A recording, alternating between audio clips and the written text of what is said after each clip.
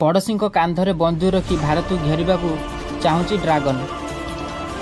दक्षिण एशियार बहु देश एवं विभिन्न क्राइसिस दे गति कर मुख्यतः भारतर प्राय सबु पड़ोशी देश भितर लग रही विवाद और समस्या आउ सेमानक एही समस्यार कारण और तार फायदा नेबा को चीन चक्रांत चलाई। प्रति क्षेत्र में चीन को मात दे ता पाखरे मुंड न नुआई थिबा भारत को कब्जा को नेबा को चीन भारतर पड़ोशी देशों उपर निजर आधिपत्य विस्तार करी भारत को कब्जा करने को प्रयास करुच्ची। चीन निज विस्तारवादी फलवती करने को अन्य देश उपर प्रभुत्व विस्तार करिबारे लागिछि। सेमानक दुर्बलतार नेउछि भरपूर फायदा जहाँ एवं भारत पर चिंतार कारण पलटि।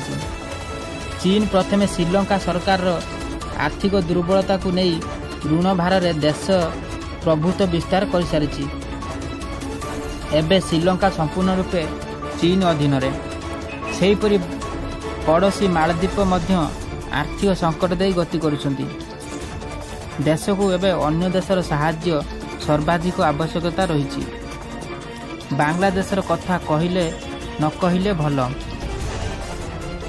राजनैतिक संकट भितर क्षमता परिवर्तन होईची।